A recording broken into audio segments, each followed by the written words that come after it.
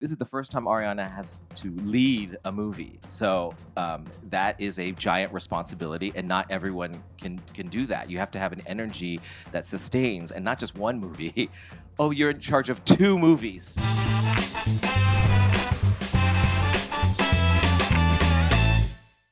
I'm Baz Bammy Boy, Deadline's Breaking Bad's columnist and international editor at large.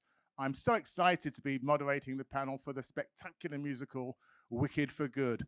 And I'm delighted that Oscar nominated filmmaker John M. Chu will be joining us to wave his magic wand and cast a spell or two, or 3, over all of you.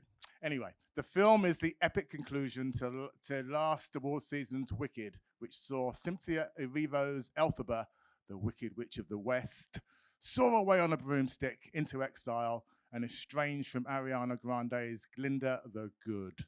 Their actions in part 1 have consequences, which we'll see play out in Wicked for Good. Is their friendship over for good? Will they ever be reconciled? Please help me welcome John M. Chu, the director of the stunning Yes, I've Seen It, Wicked for Good. So listen, look, it's fair to say in the show, the stage show, after defying gravity at the end of the first act, Yep.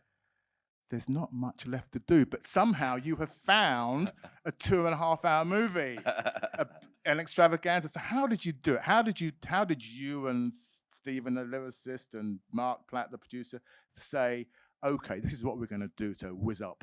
Yeah. Wicked? Well, I saw the show before it ever went on Broadway. And so I was a sort of patient zero at a certain point. So I remember what it felt like to watch this new Stephen Schwartz musical with no context.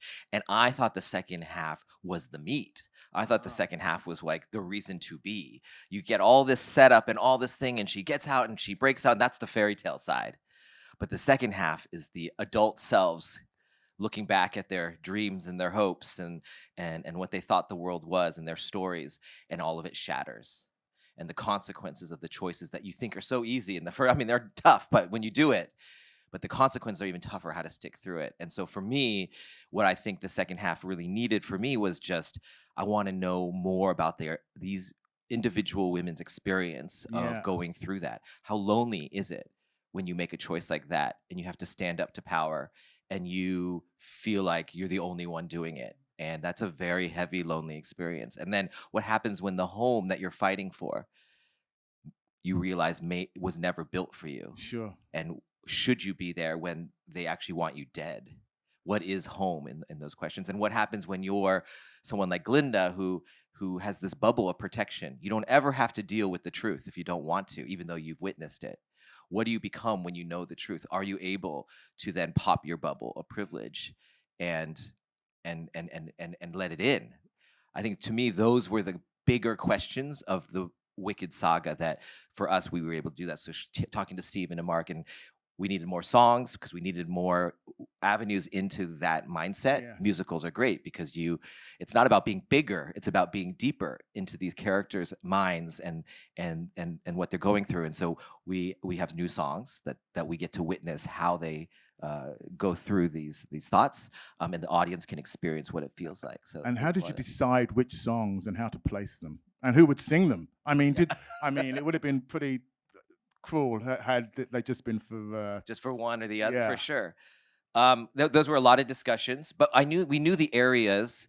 We knew the areas of where we needed more information. So it was either going to be a scene or it's either going to be a song. Yeah. And working with someone great like Steven, he was like, I have an idea for that. Give me 48 hours and he'll send me a voice memo and I'll hear it. I'm like, okay, I think that's what we want to say. And then we'll all discuss, is that really what it's going on? Is it just about home, or is it about her identity, or is it about, do we pin it on Glinda, like an actual friend, and how specific, and so on and so forth. Yeah. And how because you shot this film continuously, as it were. Yeah. How did that work? Because in the first part, what can one say? They are young women, but they are women in the second part. Yeah, yeah. So how did you get the emotions when they're shooting one scene and then you're doing part 2 scene the same day? I mean, how did that work? Well, I think that's been the hard part about, even for the first movie, talking about it, is because we we have done the whole thing. We shot, one day we're in Shiz, the next day we're in For Good, and the next Yeah. day they're setting things on fire, and the next day they're coming to class for the first day. I think what we could not talk about a year ago was how technical and how amazing all the actors had to be, and our Yeah. cast and crew had to be in order to jump.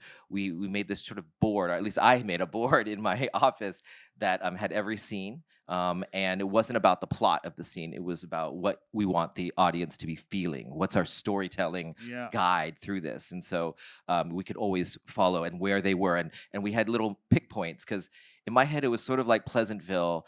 Each of them would have to ask a question of their reality. Yeah. And there's like the fake question, but then there's the real question. And then there's the acceptance of the question or the resistance of that question. And so we mapped it on each of the characters. And when I was working with Ari and Cynthia, we would map where that is. And so we had sort of had pick points of knowing, okay, this is before the big question, Yeah. but it may be leading up to the question. And credit to Ari and Cynthia. I mean, I didn't have to sit there the night before and be like, hey, what, this is what's happening. Like they were in it. Like I've never seen anyone. It was like veterans that were doing this. And I thought Cynthia and well, both of your leading ladies, but Cynthia's like a sort of badass character. isn't she? Yeah. She brooks no nonsense, and when she swoops, I've seen it.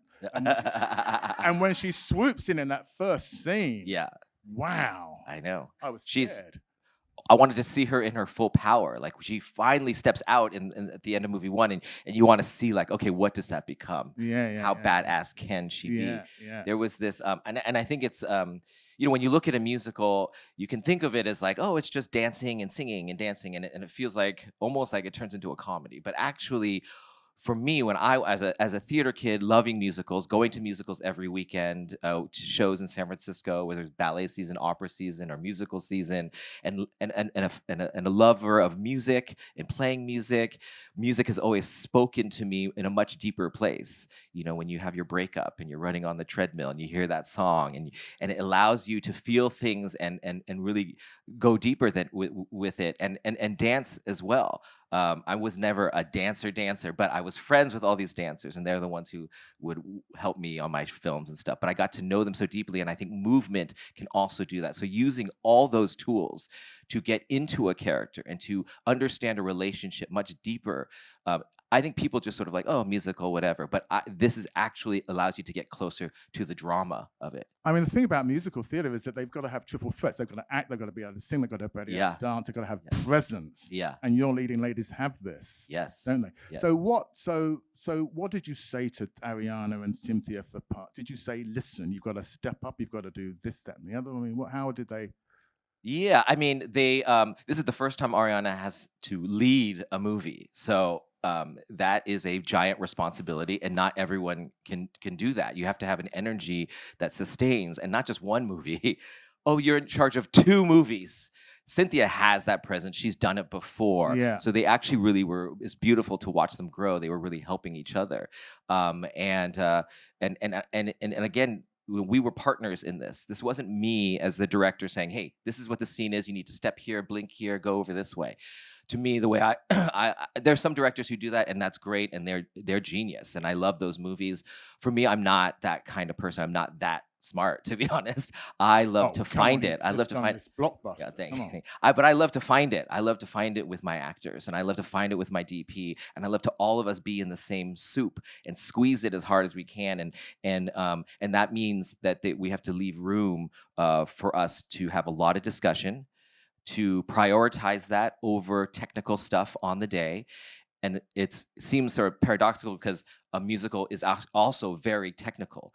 I mean, you have the pre-records, you have the BPMs that have to go, you have their earwigs that have to be in their ears, so it doesn't feel as naturalistic as you'd want. But we try to make it so you can get the most truth out of what they're doing. And so we had a live pianist there all the time. And so for me with them was just like, let's just dig at the truth. The good news is they were such great singers, so experienced with an earwig that wasn't a thing for them. And I'd done stuff with that, so it wasn't a thing for me. I'd done big movies, big visual effects movies. I've done big dance numbers. None of that was a technical challenge for me. Of course, we were doing it at a scale we've never done, but it wasn't the focus. When you get an amazing crew, what it allows you to do is have space to say, okay, now we're just trying to get the truth on this little sensor and through this lens. And so that's what we focused on. We said, hey, ignore everything else, ignore the green, ignore the stuff. Let's just like look at what this character would do here right now. God, and what I thought was beautiful, and it reminded me, the sort of big epics of the 50s and 60s of, you've got the big sweeping dance numbers and show busy numbers, but then intimate moments. Yeah. And we shouldn't give too much away here, but, there's some lovely scenes between Johnny Bailey and Cynthia's Elphaba. Yeah. And how did you get them to do what they do? Well, you're going to have to see that part. Again, what's great when you hire great actors, they are not swept up in the presentation of it. They're swept up in, okay, they are falling in love. We don't have a lot of time for them to fall in love. It's just not built like that.